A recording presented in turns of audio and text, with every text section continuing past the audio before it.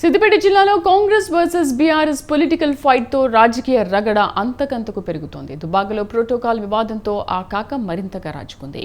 ఓవైపు ఇప్పటికే రుణమాఫీ మంటలు ఎగిసిపడుతుండగానే మరోవైపు ప్రోటోకాల్ ఉద్రిక్తతలతో పొలిటికల్ పోరు యమరంజుగా సాగుతోంది.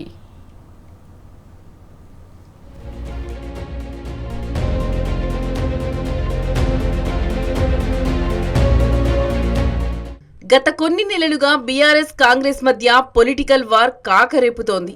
ఏ అవకాశం దొరికినా వదలకుండా విరుచుకుపడుతున్నారు అధికార ప్రతిపక్ష నేతలు. విమర్శలు ప్రతి విమర్శలు, సవాళ్లు ప్రతి సవాళ్లతో ఆగకుండా ఒకరిపై ఒకరు కాలు దువ్వుతూ రా చూసుకుందాం అన్న రేంజ్ లో రెచ్చిపోతున్నారు. దుబ్బాకలో జరిగిన ప్రోటోకాల్ రగడ ఇదే సీన్ను తలపించింది. మొన్నటి వరకు రేవంత్ వర్సెస్ హరీష్ రావు సవాళ్ల రాజకీయంతో రుణమాఫీ మంటలు ఎగసిపడ్డాయి. Flexi war ముదిరింది. ఆ తర్వాత మల్లన్న సాగర్ రగడ, నిమజ్జనం వివాదాలు, ఇప్పుడు ప్రోటోకాల్ ఫైట్. ఇలా ఎక్కడ ఏ అవకాశం దొరికినా వదలకుండా పొలిటికల్ ఫైట్ కు దిగడంతో సిద్దిపేట రాజకీయం రంజుగా సాగుతోంది.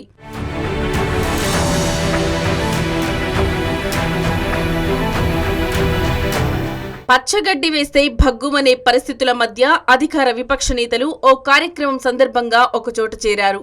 ఇంకేముంది, ఆ ప్రాంగణమంతా రణరంగాన్ని తలపించింది. హోరాహోరీ నినాదాలతో దద్దరిల్లింది. ఒకరిపై ఒకరు ఒంటికాలు మీద లేవడంతో ఉద్రిక్తత చెలరేగింది. ప్రభుత్వ కార్యక్రమంలో ప్రోటోకాల్ను పాటించకుండా కాంగ్రెస్ నాయకులు స్టేజిలెక్కడమేంటని నిలదీయడంతో ఈ రగడ రాజుకుంది. దుబ్బాకలోని రజనీకాంత్ రెడ్డి ఫంక్షన్ హాల్ ఇందుకు వేదికైంది. కళ్యాణలక్ష్మి, షాదీ ముబారక్ చెక్కుల పంపిణీ కార్యక్రమానికి ముఖ్య అతిథులుగా మంత్రి కొండా సురేఖ, స్థానిక ఎమ్మెల్యే కొత్త ప్రభాకర్ రెడ్డి, మెదక్ ఎంపీ రఘునందన్ రావు హాజరయ్యారు. ఒకరంటే ఒకరు పడని పార్టీలు కావడంతో కార్యక్రమం కాస్త రసభాసగా మారింది. కాంగ్రెస్ దుబ్బాక ఇన్ఛార్జ్ చెరుకు శ్రీనివాసరెడ్డిని సభా వేదికపైకి ఆహ్వానించడంతో బీఆర్ఎస్, బీజేపీ శ్రేణులు అభ్యంతరం చెప్పడంతో ప్రోటోకాల్ ఫైట్ షురూ అయింది. ప్రభుత్వ కార్యక్రమంలో ప్రోటోకాల్ పాటించాలని, ఇది పార్టీ కార్యక్రమం కాదని అధికారులకు సూచించారు. సభా వేదికపై నుంచి కాంగ్రెస్ నాయకుడు చెరుకు శ్రీనివాసరెడ్డి వెళ్లకపోతే బీఆర్ఎస్ నాయకులు సైతం వేదికపైకి వస్తారని అధికారులకు చెప్పారు.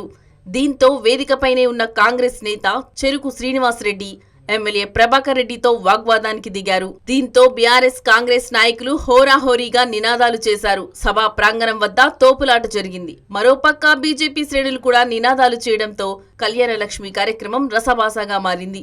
ఉద్రిక్తత పరిస్థితుల మధ్య మంత్రి సురేఖ 2-3 లబ్ధిదారులకు చెక్కులు పంపిణీ చేసి వెళ్లిపోయారు. నాయకుల నినాదాలు, తోపులాటతో కార్యక్రమానికి వచ్చిన లబ్ధిదారులు ఒకంత భయాందోళనకు గురయ్యారు.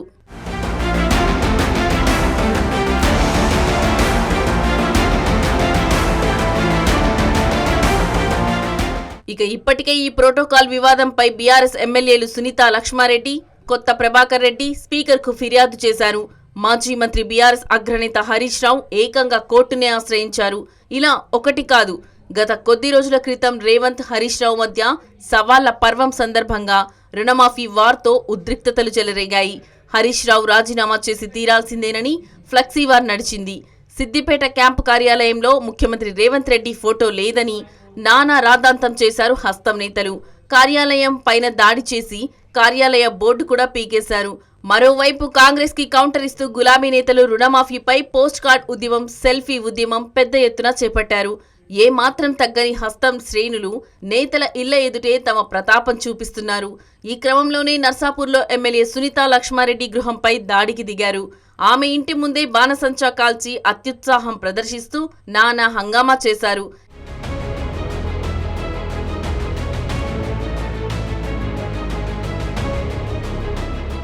ఇటు జనగామ జిల్లా చేర్యాలలో చెక్కుల పంపిణీ కార్యక్రమం సందర్భంగా పల్లా రాజేశ్వరరెడ్డి, మంత్రి సురేఖను టార్గెట్ చేశారు.